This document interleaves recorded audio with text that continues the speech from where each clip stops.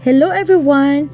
For this episode, we are going to tackle about appreciating the arts of music and dancing. Like dance, music in the ancient period has something to do with spirits. People sang to appease the spirits, to ask favor, or to give thanks. Music then was made vocally without accompaniment. It was only composed of a human voice.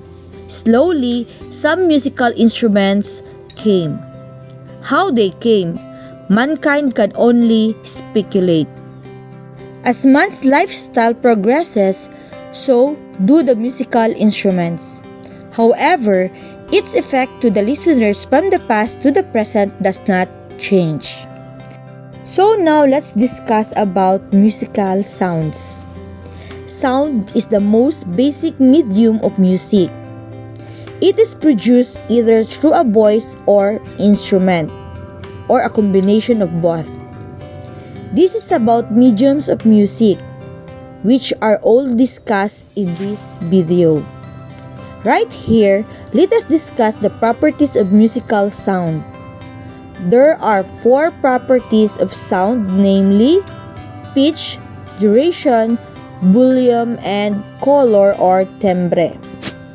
First, we have the pitch. This refers to the place of tone in a musical scale. This also refers to the highness or lowness of tone. Second, we have the duration. Sound is a result of vibrations.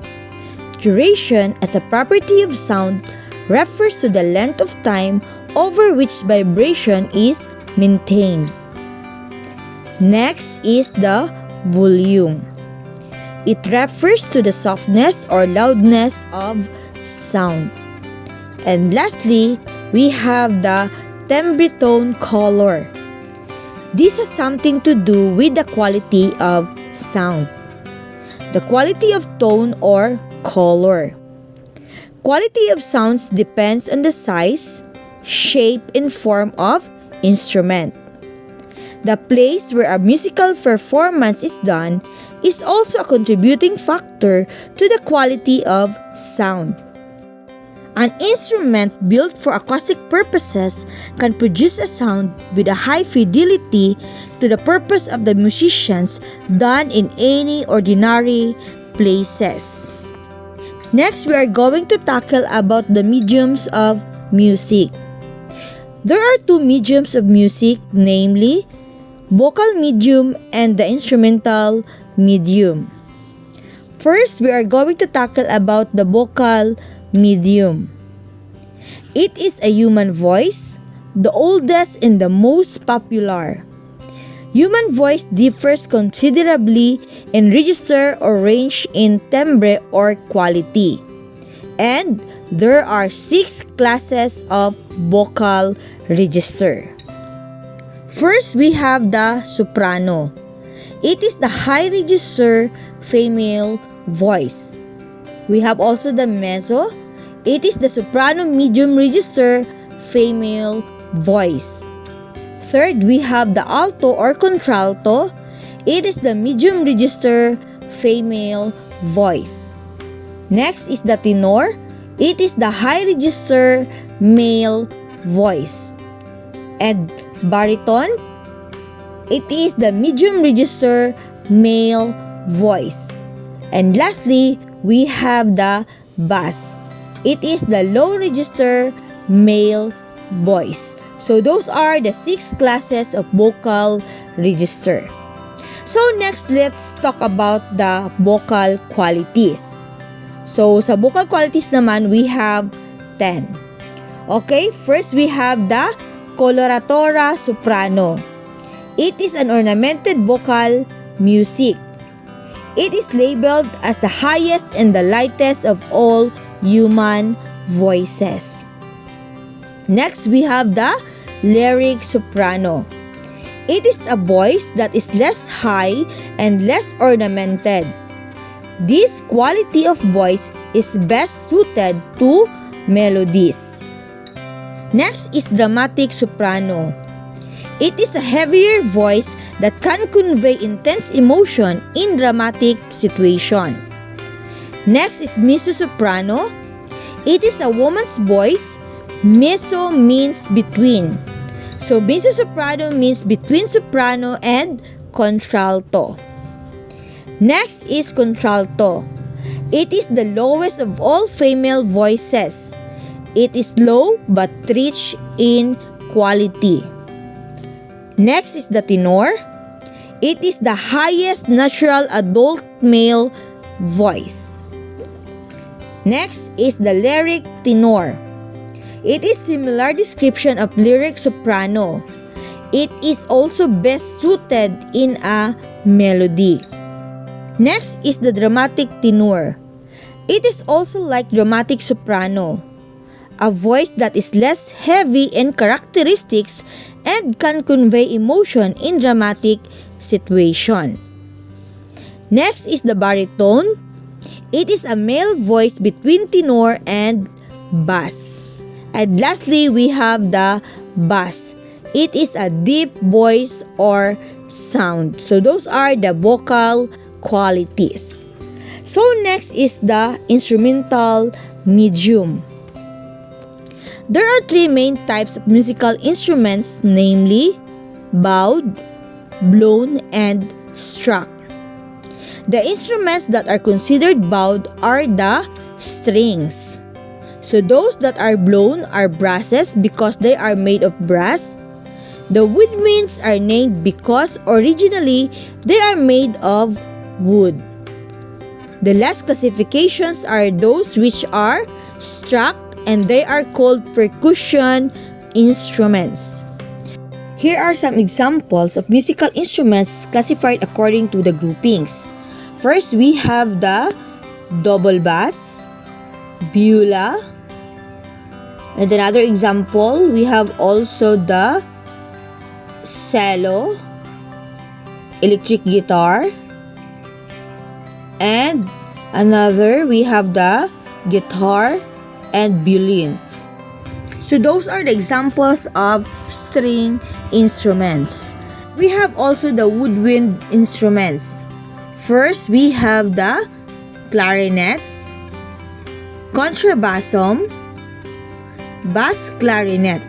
So those are the woodwind instruments. We have also the bass instruments. It includes the French horn, trumpet, tuba, and trombone. So yan yung mga bass instruments. We have also these percussion instruments. So sa percussion instruments, kasali dyan yung xylophone, cymbal, and chimes. So then, isinali ko na din dito yung keyboard instruments. So sa keyboard instruments, nandyan yung ating piano at saka organ. So yan yung iba't ibang examples ng ating musical instruments. Next, we have the ensemble. This is a combination of different musical instruments mentioned a while ago, or two or more performers engaged in playing the instruments or singing a piece of music. So here are some kind of ensembles. First, we have the orchestra. This is the most elaborate kind of ensemble production. Several instruments of the same kind are usually given a part. Typically, 34 violins and a number of instruments belonging to brass, woodwind are ensembled. Okay?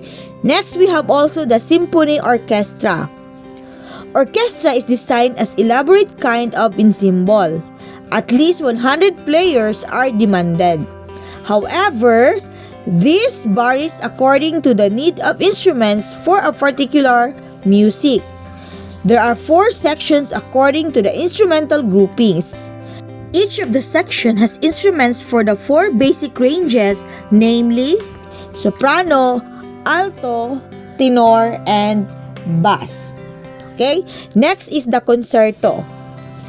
Ang konserto naman, it is a written piece for one or more solo instruments and orchestra in 3 movements. Next is the band. Like the orchestra, it is large but it mainly consists of wind and percussion which are handy. Band is usually for outdoors musical rendition like parade, although it is also used as concert ensemble. Next is the rondalya. It is the most popular musical group in the Philippines. It is mainly composed of string instruments, though it is also used piccolo. So those are the different kind of ensembles. Let's continue appreciating music. Like all kinds of arts, music has a communicative aspect. The musician has something to say which he wants humanity to understand. Humans seek to gain knowledge about other individuals as part of social nature. When a person creates sounds, he tends to search for a message. Or at least he expects that something about a person can infer such as facts of his or her emotional life. A voice satisfies his expectations. The same goes for an instrument in the hand of the skilled musician. Here are some considerations in appreciating music. So, we have the purity and harmony. This refers to the quality of voice, the wholeness of voice that reduces vagueness. The clear, soft or mellifluous voice are qualities faithful to the art of music.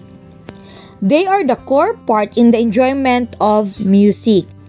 The absence of these qualities, the aesthetic side of music, is dead. Next is relaxing sound. Sound gives effects to the listeners, but not the same sound produces the same effect. Pleasure of one may be discomfort to the others. Relaxing effect is that music is continuous and rhythmical. Discontinuous sound demands more attention. Okay? Next is the message. When a person creates sounds, he tends to search for a message or he expects that something about that person can be inferred. The same situation in music. The sound of music has a message. Music, like visual art, has a communicative aspect. Our role as listeners of music is to find out the message. So those are the important considerations in appreciating music. So now let's discuss about on how to appreciate folk songs. Folk music is a music transmitted orally, usually with modifications from generation to generation and from place to place, so that its original form and composer are forgotten. Much folk music exhibits melodic inflections, rhythmic characteristics, or performing styles which link it to a particular country or locality. But it is not unknown for folk tunes to cross boundaries and even seas. Here are some suggested steps to appreciate folk songs. To apply these steps, try to read or sing any of the Philippine folk songs. So here are the steps. So first, pay close attention to the music. Next, identify from what region the song from. And lastly, listen to the tune of the song. Okay. In paying close attention to the music, listen to the music, feel the music, and get the message of the music you are listening with. Most Philippine folk songs feature out certain aspect of the people. Most often, they speak about daily works. Sometimes, they also tell about stories of successes and failures. Like, Magtanim ay di biro is the most fitting example of this claim. For the second step, to go over into this is very easy. Just know the original version or dialect of the song. refer the song to the actual practices of the people in the region. Of course, you have to be familiar with the local history of the region. For the third step, relax, close your eyes if needed, listen to the tune of music. Most often than not, the Philippine folk song employs guitar as its accompaniment in the singing, and the usual style is strumming and plucking. Today, the tune of the Philippine folk songs is too rustic to hear, so that going deeper into the song while being played, one will imagine and see good people farming in the barrios or depending on the background of the listener. If he is from the urban centers like Manila, perhaps he will picture out factory workers, jeepney drivers, and other image of ordinary people as the song is being played. So those are the steps in appreciating folk songs. Okay, so next let's discuss about pop music. Pop music or popular music, usually with audience of young people, was already well participated since the 1950s. Although this kind of song was conducted in a concert by the Boston Symphony Orchestra, it is still and always known and inaugurated by the rock and roll. It is the most popular in the market, so its category as pop.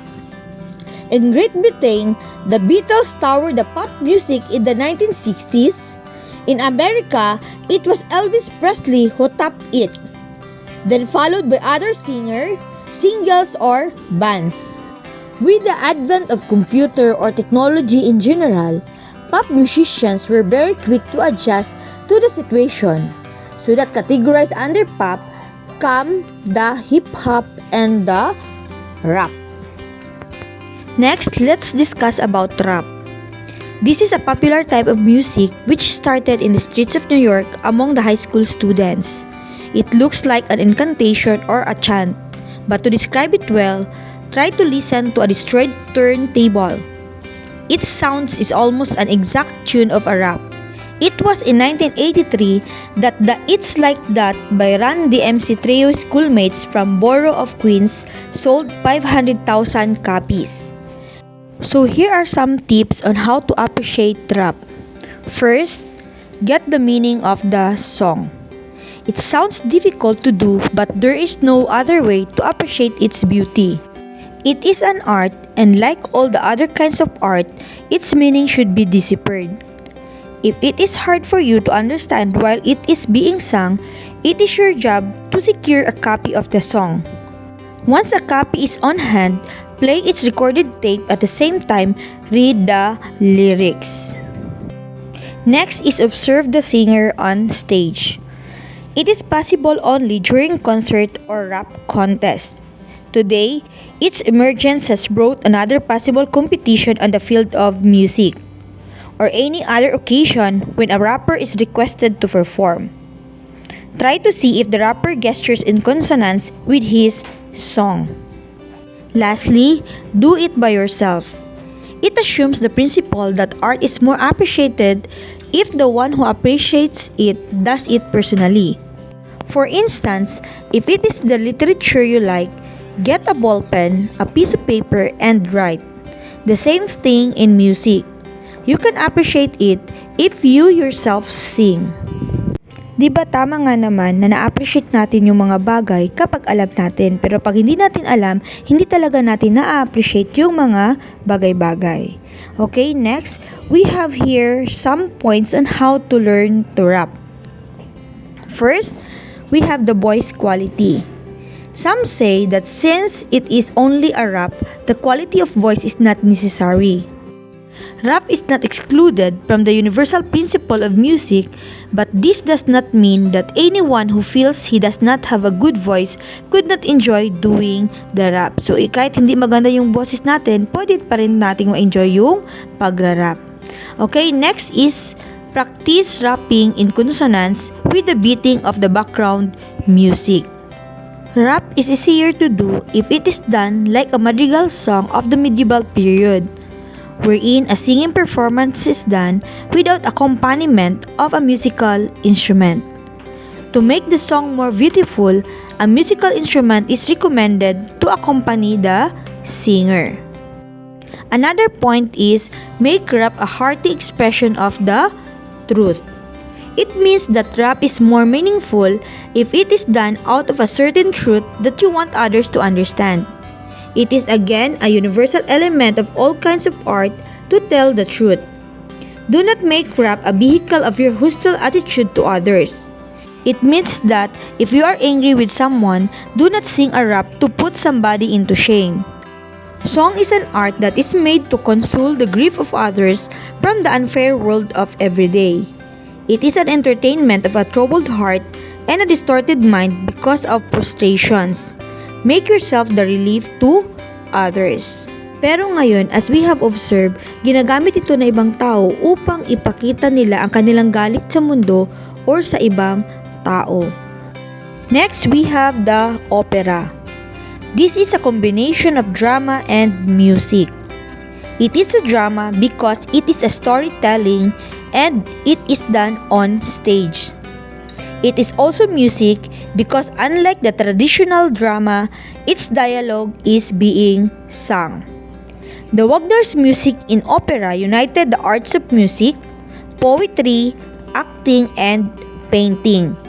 It looks something new, but the truth is, it is already well performed in Florence in 16th century and established in Italy in the 17th century. By the middle of the 18th century, it had conquered Europe, but unfortunately, opera did not start there. The Chinese did it first in the 10th century. Next is rock music. This is another type of popular music. It springs from rock and roll that spread in Europe and America in the 1950s. It developed with the use of electric guitar. It all started as a song with a borrowed tune from the blues. Blues is a rock music developed by the Black American artist. Cleveland disc jockey Alan Fred was the first to play a song with the rhythm of the blues to the white-dominated radio audience. He popularized the term rock and roll. Bill Haley, Chuck Berry, and Elvis Presley caused its widespread popularity in the 1950s in America. Enthusiasts were the young people who eventually made the rock and roll a symbol of teenage rebellion. In the 1960s, its style was expanded by the artists Bob Dylan and Jimi Hendrix and the bands The Rolling Stones and the Beatles. Over the period of time, rock music has diversified to different sub-classifications. The hard rock came out in the late 60s, the punk rock in the 70s, and the 80s it further spread out associated with costume and lifestyle. Next are some tips on how to write a song. The best technique is still your own technique. This section will only give you some points in writing a song. This is not even a guide. It is simply a tip because no one can formulate a process that is applicable to everyone. Your style is the best style and it is your own. So first, know your purpose. This includes two things: your audience and your message. Knowing your audience basically involves knowledge of the age, kind of group, and precisely their taste. Young people have different musical choice compared to the old people. On the other hand, the message of the song to the audience is the second big point. Writing a song is an art, and the artist before he produces a piece has something in his mind and heart he wants his audience to understand. Is the song about frustration, victory, courtship, mourning, or will you write to simply entertain your audience? All this should be considered. Next is place to write a song. Beside the lake, river, or sea is more relaxing and hence conducive to your purpose of writing a song than a crowded supermarket. Beethoven loved to hear sounds so that every time he got something breakable, he broke it because he loved to hear the sound of the object he broke. But when he composed, he locked himself in the room for a number of days. Silence is vital in composition, just like Schubert, who wrote songs from 4 to 6 and 8 to 12 midnight. Next is seek inspirations.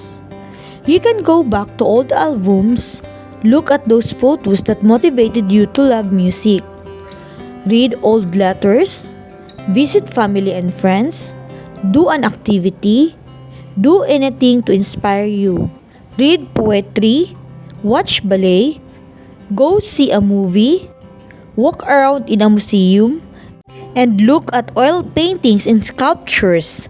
These are all different forms of art. Music is an art form too. Make all those activities that you think may motivate you to write a song. Okay?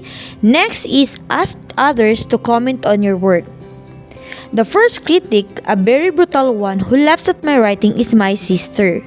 A professor writes the masterpiece of an elementary grader. My sister said, "Let others read your composition." These others could be your family members, friends, and cousin, or you can let your enemy read it. Listen to their criticism because what they say shall be your polishing liquid to your work. In fact, I remember a writer once lectured to be careful with early praises, which can be further said to be the early criticism. Okay? Next is the right words and praises. Writing a song is also an art. Lafcadio Hearns said in composition, do not use the speech of the academe. Use instead the speech in the sidewalk. It means that use the language that is very common to the people. It will help make your song more memorable and precisely more famous. The last topic for this episode is dancing. Right after harvest, the Subanon of Sindangan, Zamboanga del Norte holds a 7-day festivity, a thanksgiving to the gods. This fest is called Buklog. This is a kind of fest which program of activities is centered on dancing on a wooden platform called Buklugan. Dance throughout the ages is connected with the supernatural being. Ancient people dance to show their gratitude to the gods or to ask favor from the gods. Modern man dances because he likes it. Children on the street dance as a natural response to the beating of sounds played nearby, or an old man taps his feet in harmony with the music around while he peers down over his cup of coffee. Dance can be both an art and a form of recreation. As an art, dance may interpret a story, a history, or an expression of mood. Ballet is example for dance as an art. The gestures of a ballet dancer can simulate a soaring eagle and can let audience feel what Juliet felt as she beholds the dying Romeo. Unity, the universal element of art, is basic to dancing.